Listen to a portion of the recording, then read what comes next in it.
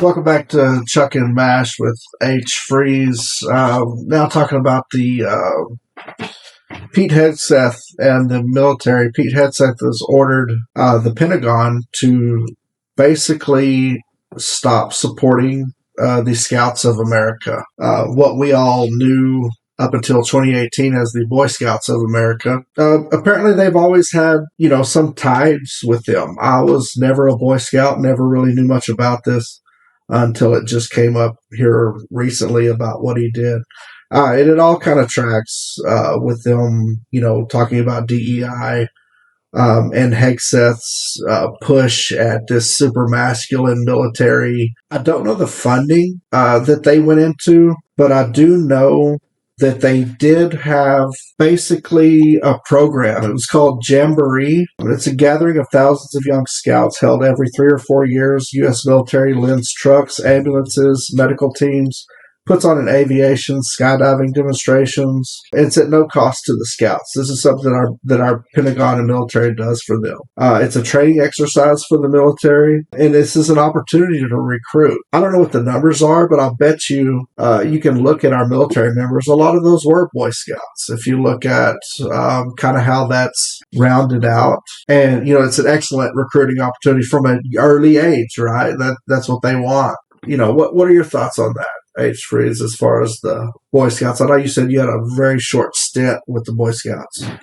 I had a very, very short stint, but to cut on that, so far what Pete Hegseth was saying about cutting support from the Scouts was accusing them of attacking boy-friendly spaces. Right. That's actually one of the notes that I put. Attacking boy-friendly spaces. That's the only quote I did. And there was another quote that he was talking about the president that was actually, Mash may be able to tell me this, who the president was in 1937. And it says right here, Hegseth criticizes scouting for being genderless and promoting diversity and equality and inclusion. Right. And you said it says here. What are you looking at? It's on NPR.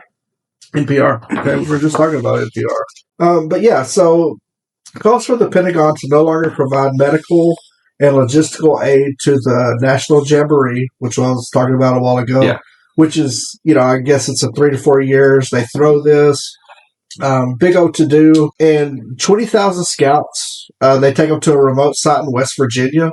They show them what it's all about. This has to be an excellent recruiting opportunity for our military. And, looking at how the younger generation sees the military now, I can't imagine this being a bad thing. Why in the hell would he be attacking this right now?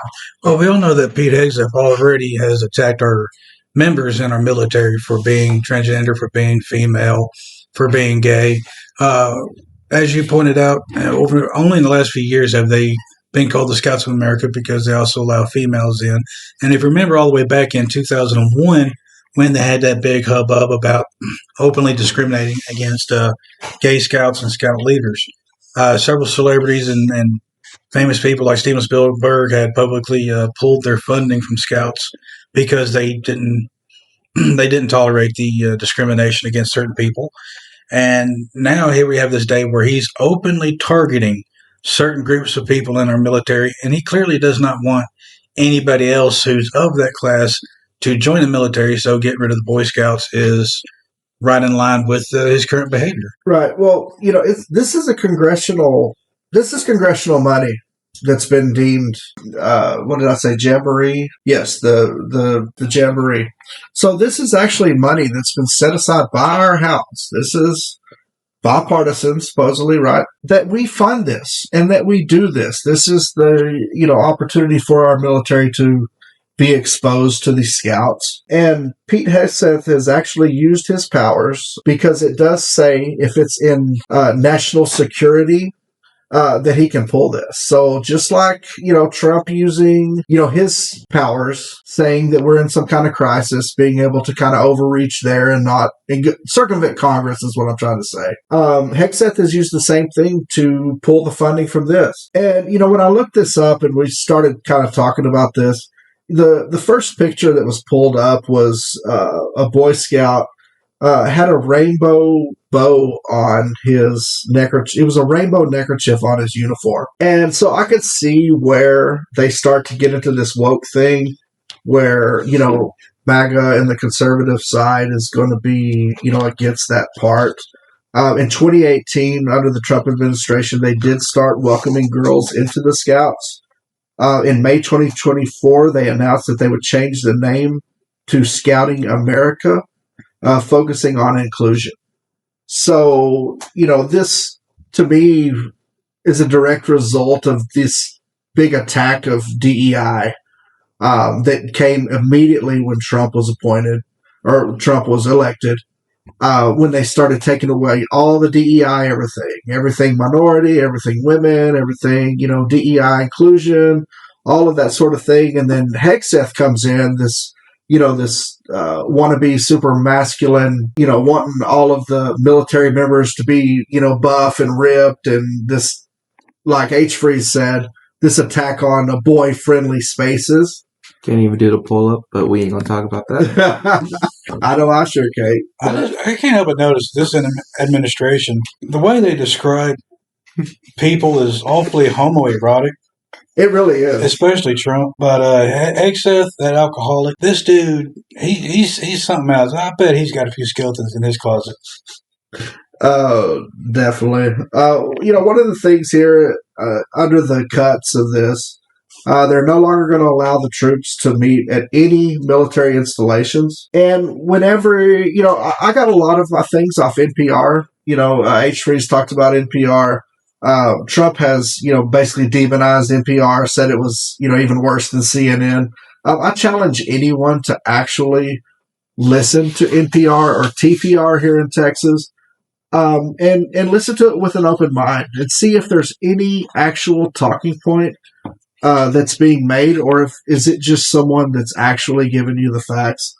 I would love, hopefully this gets to YouTube. There's going to be plenty of comments. I want to hear about that. I want to see about that. I want to know if anyone recognizes the recruitment issues that we have in military. One thing that I didn't look up before this was the shortage of military recruitments that we have. I already know we have with the newer generation. I already know that we have. One of the talking points here a while back on Facebook, they were talking about how military actually did have a big uptick under Trump. Maybe we can spin this into that. I mean, has anyone heard this too? I haven't paid much attention to it. Okay. Have you heard anything, H. Freeze, on the military recruitment actually going up under Trump? No, not really. But I've heard under the Biden because it's more inclusive. Well, let's look that up. Let's look that up real quick. I'm just going to ask AI, and we're going to see. Ooh, the evil AI. It is. No. It is evil. It's going to kill all of us. Has military recruitment increased under the Trump administration from before? During Donald Trump's presidency, 2017-21, military recruitment levels varied by branch and year. Overall, the military generally met or came close to the annual goals. I'm worried about this administration. A widely publicized increase in recruitment has occurred in 2025, but data suggests the upswing began during the last year of the Biden administration due to pre-existing reforms. So this is exactly what H. Freeze is getting at, where, they're more inclusive. And it looks like Hegseth is just reversing every one of those things and just making it harder and harder and harder. I mean, you've got people. It floored me when they took a 4-star general with 34 years of experience because, well, you can say because of whatever. I'm going to say it was because it was a person of color and wasn't necessarily about being loyal to the Trump administration. And this is how we got Hegseth. Hegseth was literally a Fox News reporter. I believe the dude was a lieutenant for I don't know what branch. I believe he was in the National Guard. Okay. Either way, you talk to any person that's not scared out of their mind to speak on this, that's actually from the military, and every one of them are going to tell you that Pete Hegseth is the most underqualified person we've ever had to run our military and definitely shouldn't be doing this. But they did. They took a 4-star general, amazing man. I forget his name. I looked into it at the time because I was just so floored by the fact that they even did this. And Trump said, oh, well, he served, greatly, and we had this understanding, and we had this and that. I don't care if a 4-star general can do pull-ups. I want to know his experience, because I guarantee you he did pull-ups 20 years ago whenever he was actually fighting for us. And these guys that have actually put in this time for us, that know what they're doing, that have these battle strategies and know how this whole thing works. We've got this alcoholic that's, basically just like, hey, I just, want big nuts in the military. And this is how we get these breakdowns in communication. We get these breakdowns in national security.